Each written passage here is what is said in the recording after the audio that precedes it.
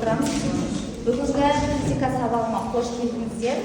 Енді сабағымызды бастамастан бұрын жалпы түзгеніміз бар бүгін сабақта? Түгел, барлығы. Жақсы. Сабағымызды бастамастан бұрын сіздермен жағымды психологиялық ахуал туғызып алайық, өзіміздің көңілімізді көтеріп алайық, бір-бірден келіп, мемді мына жерде тұрған мемді өздеріңіз қайталайсыздар, эмоцияларыңызды көрсетесіздер барлығына. Сосын мына жерден бірден үй тапсырмасына арналған сұрақты алып отырамыз, жақсы ма?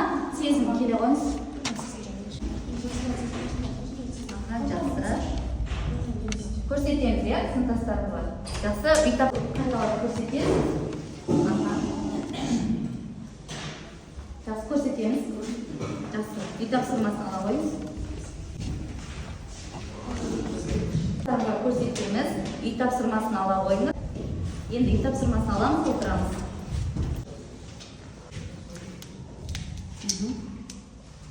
Жақсы.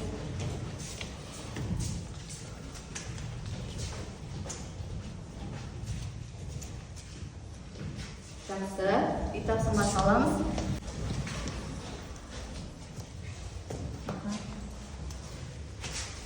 Жақсы, үй тапсырмасын аламыз, отырамыз. Алар көңілімізді көтеріп алдық, біраз. Енді үй тапсырмасын сұрап алайық, Өткен сабақта біз жылу физикасы туралы өткенбіз. Жылу физикасындағы қайнау температура, жылу берілу, жылу мөлшері, және де балқу температурасы, жану температурасы, қатаю, оның барын өттік, Сол бойынша сіздерге сұрақтар алдыңыздар ғой. Бір-бірден жауап береміз. Апай, енді сол заттың қатты күйге, сұйық күйге өту процесі. Жақсы. Ол заттың балқыған кездегі температурасы. Жақсы. Менің сұрағым молекулалар булану барысында қанша жылу жұтса, сонша жылуды конвекция кезінде бөліп шығарады. Формуласы қандай? Менің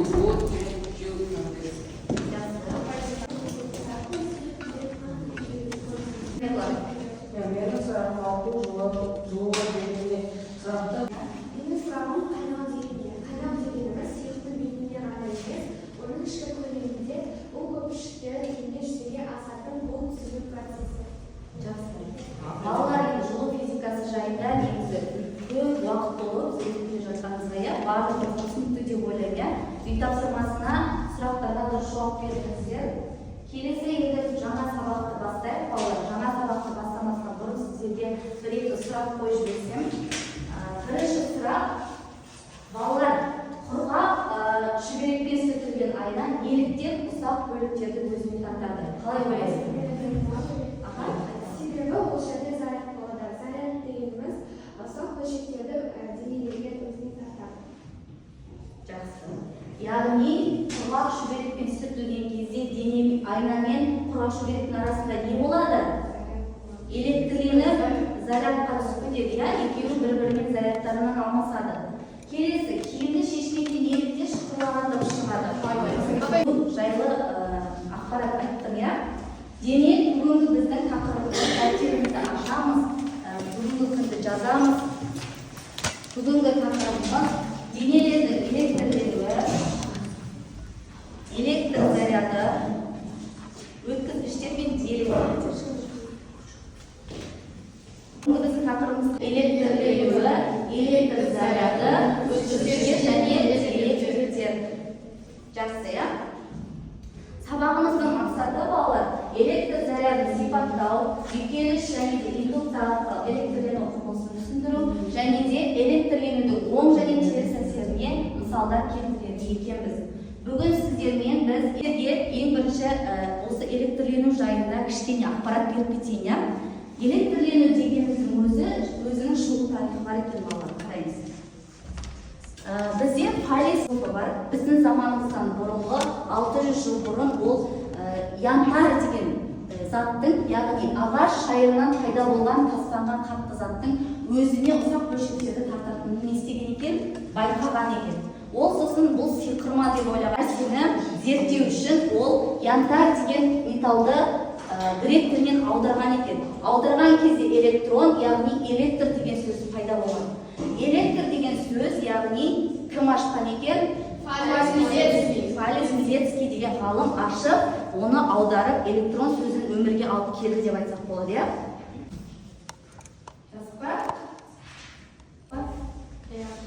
Енді қараңыздаршы, олар жалпы электр заряды деген қайдан пайда болады, ол қалай келеді, кім қалай ойлайды?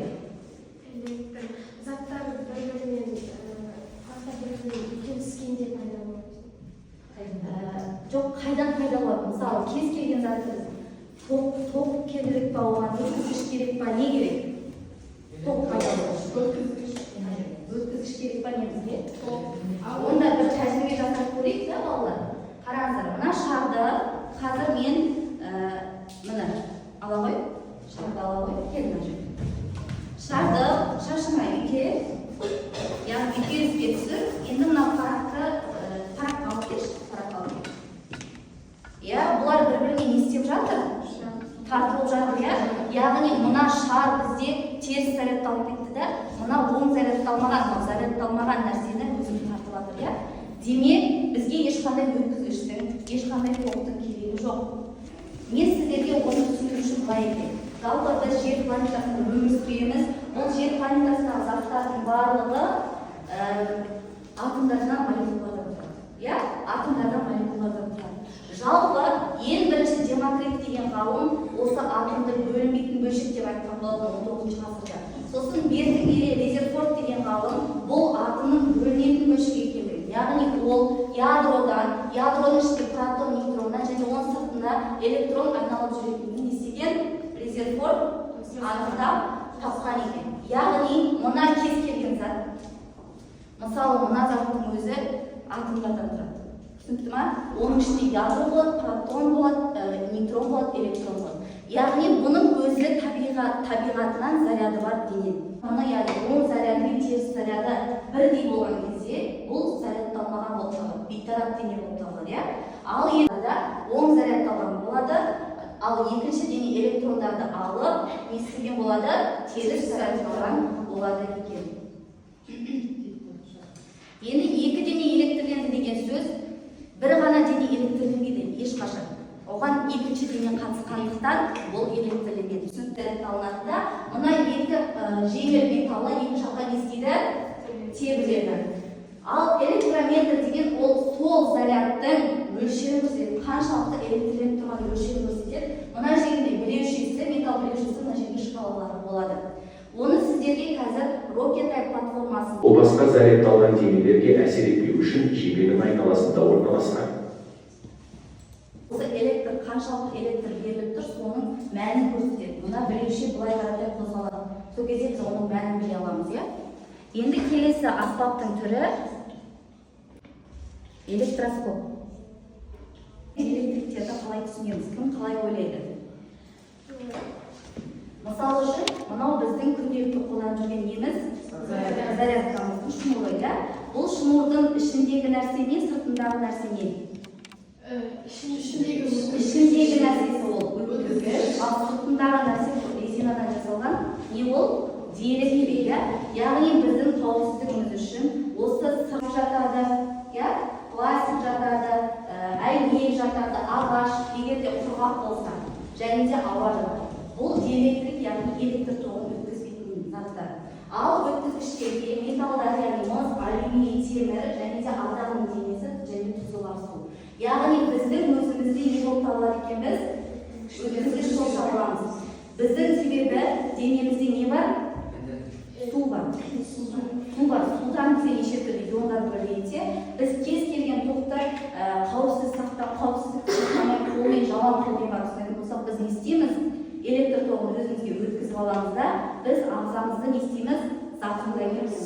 Яғни пластик, резинке, әйнек, мынау жаңағы біз қосамыз, сол күндері светті қосамыз. Оның өзі пластиктан жасалған, диэлектрик материалдан жасалған. Біздің қауіпсіз бірінші тапсырма ашамыз, дәптерімізді ашамыз. Бірінші тапсырма сіздерге А және Б шарларының зарядтарын анықтап, қозғалу себебін түсіндіріңіздер. Мына жерге ортада оң заряд тұр. Мына жағында А, мына жағында Б шары тұр. Енді қараңыздар, мына плюс пен А шары бір-бірінен теріліп тұр, иә? Мына жағында бір-бірінен не істеп тұр? Тартып тұр. Сонда таппас қалай болады? Тез дәптеріңізге схемасын сызамыз, мен тексеріп шығамын. Тез сызамыз. Схемасын сызамыз. Таңдарын қоямыз, мен тексеріп шығамыз. Оңай тапсырма. Келесі тапсырмамыз жұптық жұмыс, яғни сіздерге функционалдық сауаттылыққа байланысты сұрақтар алып келдім. Сол сұрақтарға жауап бересіздер. Бірінші сезім мен кімнің жұбы?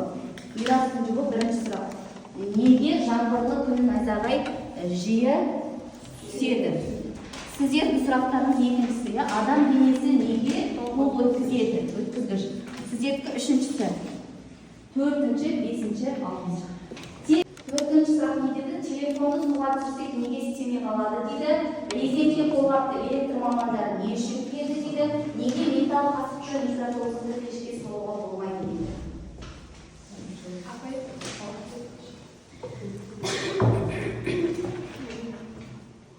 Не үшін келеді? Резеңке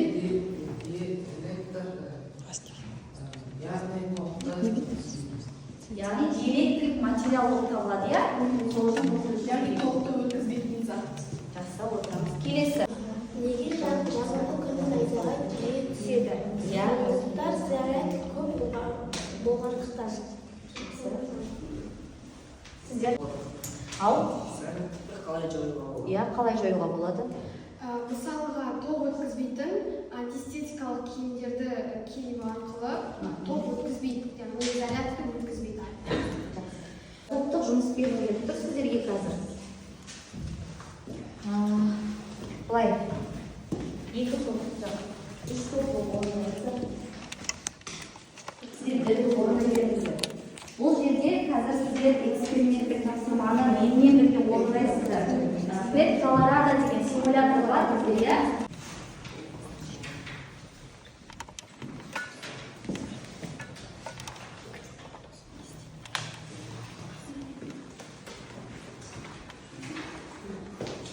Қараңыздар. Мына жерде PET Colorado симуляторында онлайн зертхана орындайтын боламыз қазір. Виртуалды зертхана. Ол қалай деп, қазір мына жерде шарды және де жүннен жасалған не тұр? Жүннен жасалған киім тұр. Біз осы шарды қарасаңыздар екі шардың ішінде бұл не дедім? Екі зарядыда, электроны да, протоны да бірдей болса, бұл не дедім? Бейтарап деген. Яғни қазір бізді қараңыздар, шарды бір-біріне жақындап тұрса, не істеп жатыр? Бір-бірінен тебіліп жатыр. Себебі неге? Екеуінің зарядтары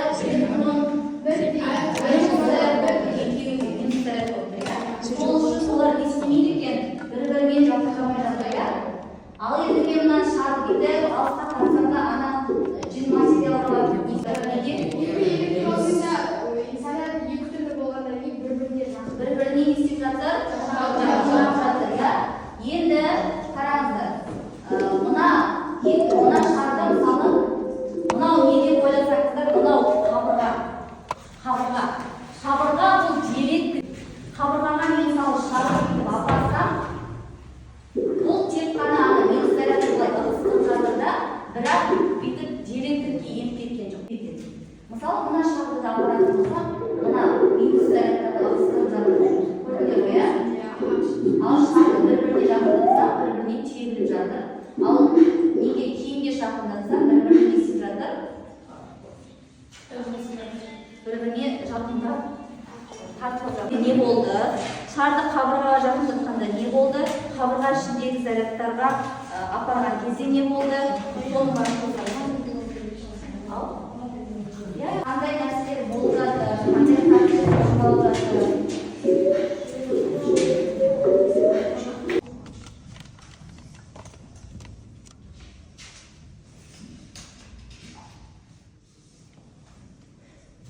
Шамал өтті. Шар теріс зарядталды, ал жүн оң зарядталды.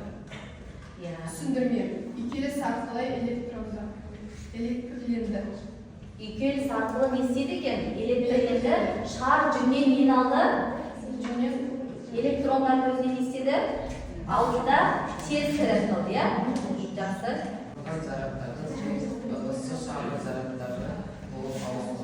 Жақсы. Келесі. Қабырға ішіндегі зарядтар бақылау нәтижесі. Қабырға ішіндегі теріс зарядтар шар жақындағанда тебілді, бірақ ол зарядтарды толықтай шарға тартылып кетпеді. Түсіндірме себебі қабырға диэлектер Диэлектрик орта. Ya. екі зарядталған шарды жақындату. Екі шарды бір-біріне жақындатқанда тербеледі. Себебі екеуі де теріс зарядталған. Жақсы, отырамыз. Келесі топ. Дайынсыздар ма? Біз жаңағы эксперименттің несін айтып жатырмыз. Проблеманы айтып жатырмыз, иә? Дайынсыздар шығамыз.